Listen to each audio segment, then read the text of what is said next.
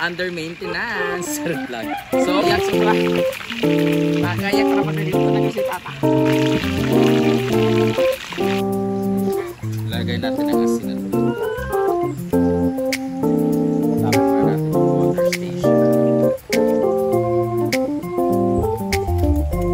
Ito din guys, meron tayong gulay. So this is... We're going to make a crispy pata for our lunch today. Siyempre, dahil may maintenance tayo, may kuslit-kuslit lang ako. Ako lang magluluto, ako mag-anit.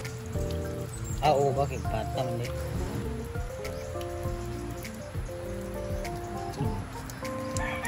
Pata. Yan, nga pagbubukal, diretso na. Pagbukalan, ibut ka na daan og asin, paminta, daon ng laurel, o black pepper. Timplahan. Ay, black bean. Nandito, black na. Ayan siya, hiwaan mo nagpabuhat. Mo nagpabuhat. Buo ba siya? Oo, bakit pata man eh.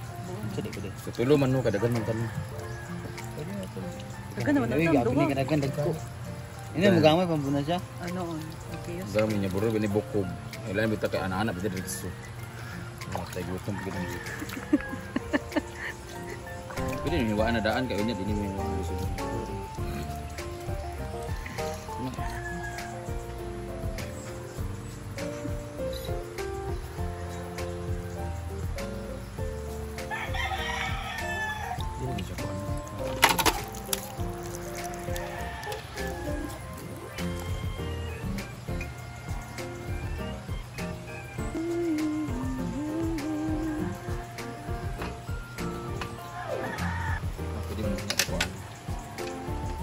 Brett, katsilyo, Brett! Oh. Adi ay. Mayong... Busi ako sanina. Mayong buntag! It's early in the morning at katapos lang ng ulan. At ngayong araw na to ay mag-crispy pata kami for lunch. Ito na! Dahil nga nag-chat yung ate ko na magkakatay daw sila ng baboy at ibibenta. Pag nag-ano kasi sila ng mga baboy sa akin kasi nagbibenta mga manok, kanang ganyan. So nag-early ano siya gahapon, early information kung makukuha ako ng baboy, sakto-sakto.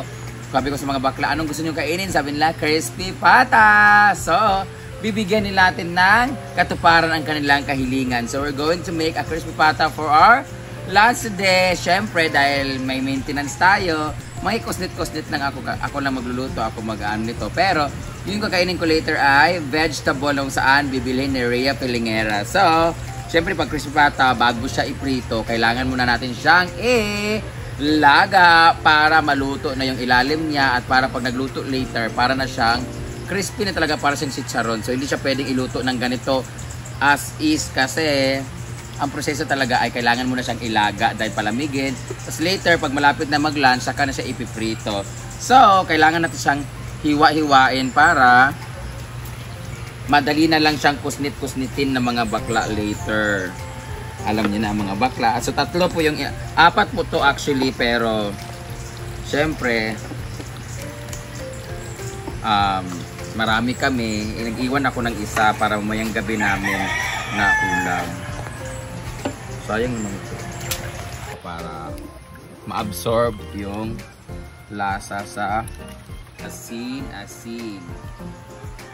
Paminta. Nit later. So, yan lang naman. So, hugasan ko na siya. And then, lagay natin ang asin at paminta. Tapon muna natin yung water station.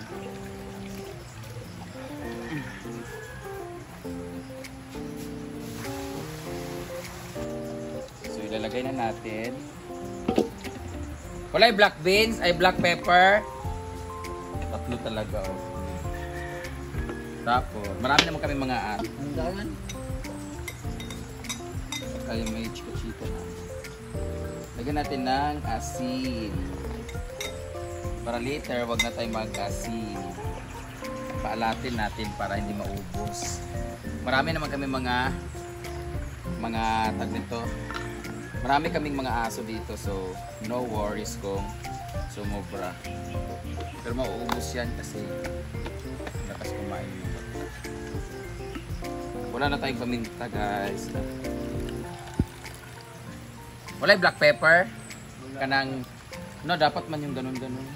Problema kung may kulot na ba. Kilo.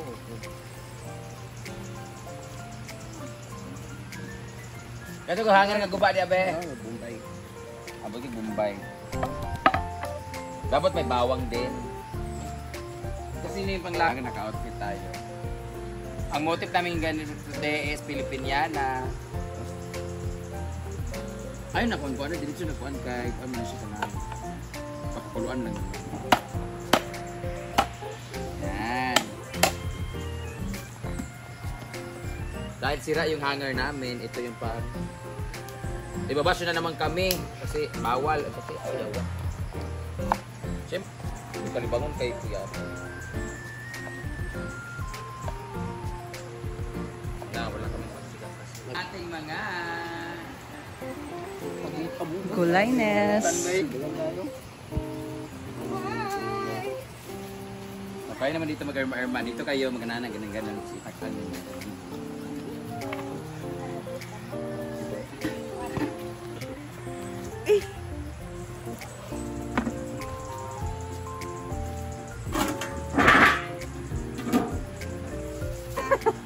Nawala na kung kadayer. Murag yang part. Bye. Lamang ang may alam.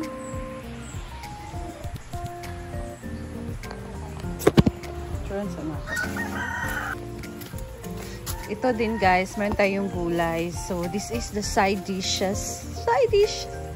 Side dish ng ating crispy pata. Ayan. So sa Terea na malingki nito, meron tayong broccoli.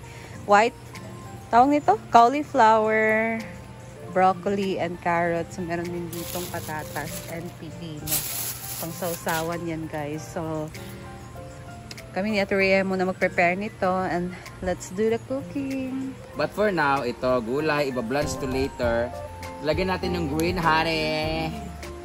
Green honey is on task. Hindi nyo lang nakikita lahat sa video because not... Ay, napag-expect. Ambot lang. Kasi... Grabe. Ay, sa Britney, wala pa man ang video. Dapat nag-smile ka. Huwag kang wala. Eto natin. para maluto yung nasa taas. Mabuti pa yung paa ng baboy, makinis. O, hindi sa kagaya sa... Natin. Mabalahibo. Makinis sa akin. O, diba? Oy! Churing-churing. Picture-picture. Ano ito? May smile dami ka. Agayawa! Another luto day. Ako dadam.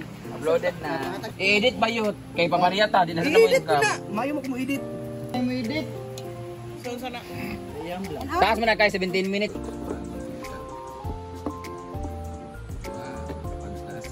Bumok na kayo siya guys. Dapat dito nilalambutan eh. Pero later magiging chicharon na to. Wala, lami kayo niya mag-chicharon. Wala, dali siya ni ko ano. Wala, napugsit kili siya no. Break na sa pila na. I don't know, pila din hindi ay. Ikaw na ang nag-purchase na. Ha? Ay mura naman kilo nito di ba? Tiil man siya. Hindi, mahal na. 330 Kaya man siguro. mga naparyara yapon. 300 or 330 na dara ang... Oo. Marambos naman na basta kuan. Pero yan Ay, naman man talaga ang kaihaw maganda man. sa pagiging vlogger, lalo na sa food vlogger. You invested for what you're going to cook, what you're going to content, but at the end of the day, kikita ka because ginawa mong content. Nakaulam ka na, which is basically, ginagawa naman talaga natin araw-araw, kumakain ng ulam. So why not i-vlog mo para yung pinambili mo ng pagkain o pinagluto mo ng ulam ay may ibabalik sa'yo through content. So that's the benefits of having or being a content creator or a vlogger. Because gumastos ka nga, kahit pa paano, bumalik naman. At meron pa nga, di ba?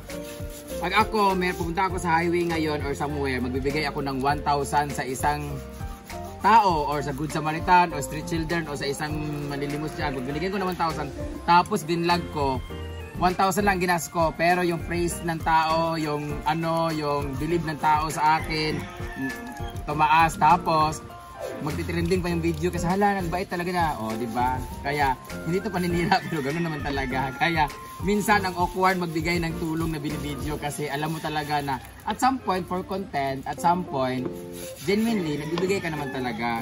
Pero syempre, hindi natin maano na, hindi naman maganda lang din yung makukuha mo sa tao. May ibang good critics. Yung iba naman ay sasabihin for content lang, for money lang, for the clout lang. So, ganoon naman talaga. But at the end of the day, mas maganda, ang mas titingnan natin yung nakatulong ka. Nag-video ka nga lang, di ba?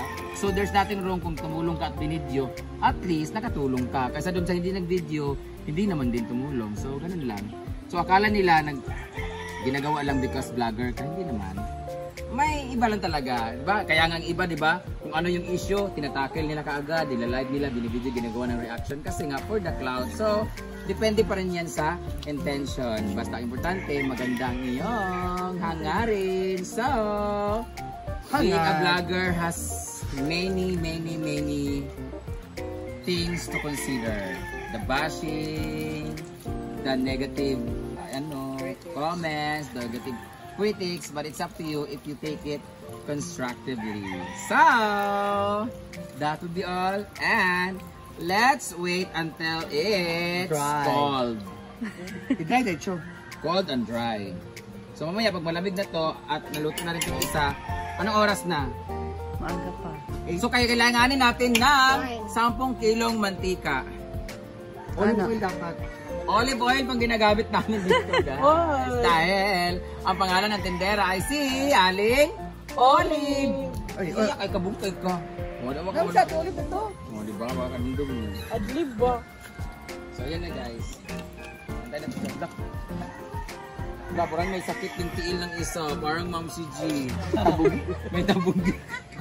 May balat. Grabe naman si Madam. Grabe ka naman, Madam. So, tatakpan natin siya. Kasi lalangawin to. Wala din takit eh. Grabe. Ha? Takip na takip. Dapat may dahon ng saging ka talaga. Kaya nga. Ay, sa likod ko. Dito na tayo sa mantika. Asan ang karne? Bateng! Kainin natin!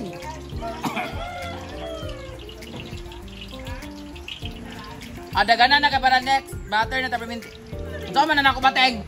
Hala ka itong tulo! Wala ba ay?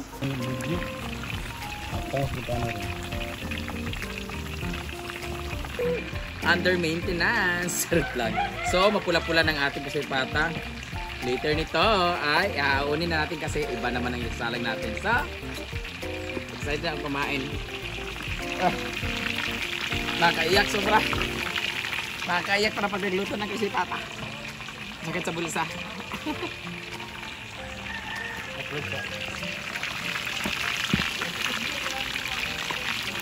Yeah, may isang mod. Dahil nagit ka.